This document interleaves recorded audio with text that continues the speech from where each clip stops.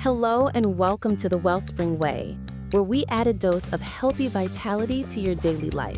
I'm your host, Jane, and joining us again is our trusted health compass, expert journalist Paul. Hello, Paul. Hello, Jane. It's great to be with our listeners again. Paul, my uncle was recently diagnosed with diabetes, and our whole family is in a state of confusion. He thinks he can't eat rice or fruit anymore, and he's terrified with starting medication because he believes he'll be stuck on it for life. There is so much conflicting information out there. Jane, your family is not alone in feeling that way. Many people are confused, especially because managing diabetes for seniors requires a different approach than for younger adults. There are so many myths out there. So today, we're going to debunk the 4 biggest myths about senior diabetes and provide clear, simple truths for proper management. Let's start with the biggest myth, food. There's a strong belief that for diabetics, carbohydrates are the enemy. Do you really have to give up all rice, bread, and fruit? Absolutely not. The key isn't complete avoidance, but rather understanding what, how much, and how to eat. What, how much, and how? Exactly. First, what to eat. It's better to choose complex carbohydrates like brown rice or oats that raise blood sugar slowly rather than white bread or white rice. However, for seniors who have trouble chewing or digesting, it might actually be better from a nutritional standpoint to eat a proper meal with white rice than to struggle and not eat enough. So you have to consider the individual's condition, not just stick to one rule. What about fruit? Isn't fruit okay? Fruit is a tricky one. Modern fruits have been bred to be much sweeter, so caution is needed.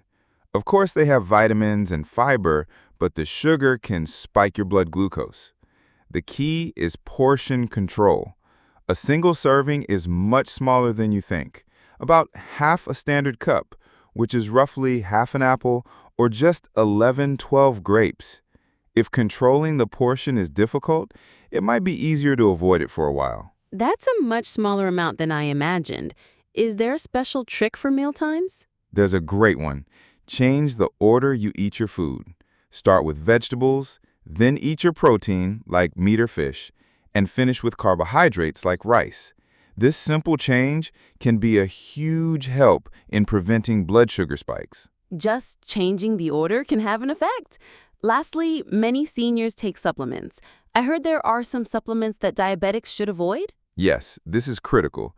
Glucosamine, often taken for arthritis, is made from sugar compounds and can raise blood sugar. High doses of niacin, vitamin B3, can also cause issues. You must consult a doctor before taking these supplements. The diet myths are much clearer now. Next up is exercise.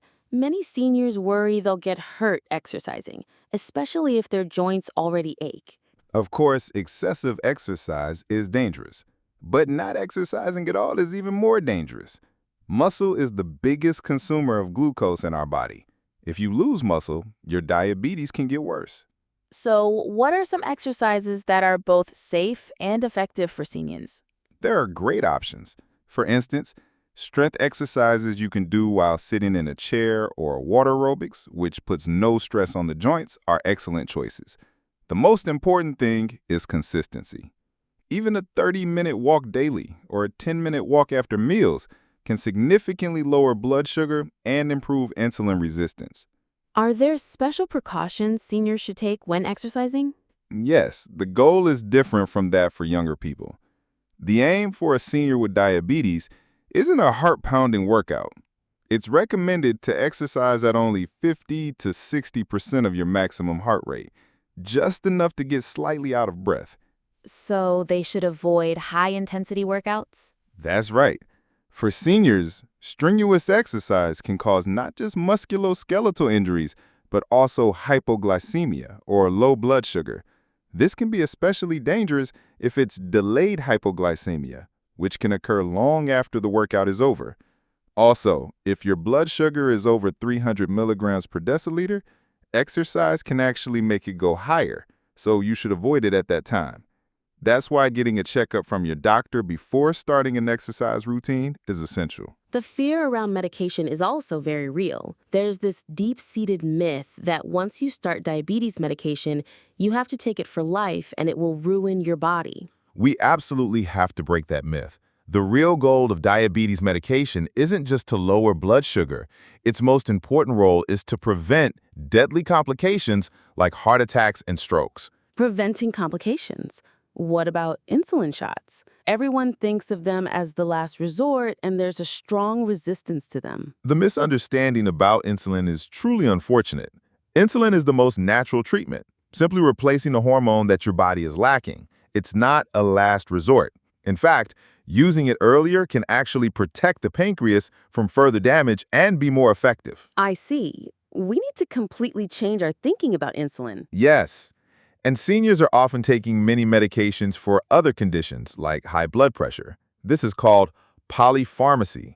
The drugs can interact with each other or increase the risk of side effects like low blood sugar. So it's crucial to bring a list of every single medication and supplement you take to your doctor so they can review it and eliminate anything unnecessary. On to our final myth. Many people think, I don't have any symptoms, so my blood sugar must be well managed. Is that correct? Absolutely not. The most frightening aspect of diabetes is asymptomatic hyperglycemia, or the silent attack. High blood sugar can be slowly damaging your blood vessels and nerves without you feeling any symptoms at all. This is why the diagnosis is often late, after complications have already begun. So you can't be reassured even if you feel fine. That's why self-monitoring of blood sugar is so important. Exactly. Regular blood sugar monitoring is the first step to personalized management. It helps you understand which foods raise your blood sugar and which exercises are effective for you. Also, the blood sugar targets for seniors are different from those for younger people. How are they different? The top priority for senior blood sugar management isn't achieving perfect numbers, but avoiding dangerous low blood sugar, hypoglycemia. Seniors can have trouble recognizing the symptoms of low blood sugar, which can lead to sudden loss of consciousness and be very dangerous. For that reason, blood sugar targets are set more flexibly, depending on the person's overall health. Wow, Paul. So many myths have been cleared up today. As we wrap up, what is the most important message you want to leave with our listeners about managing diabetes? The core message for senior diabetes management is personalization and balance. Don't be swayed by what you hear from others. It's crucial to openly share your physical condition, eating habits, and activity levels with your doctor to create a safe management plan that is tailored just for you. Personalized management. Thank you so much for the valuable information, Paul. Today on the Wellspring Way, we learned how to debunk the myths about senior diabetes and manage it wisely. Thank you. That's all the time we have for the Wellspring Way today. We hope all your days are healthy and vibrant, and we'll be back next week with more useful information.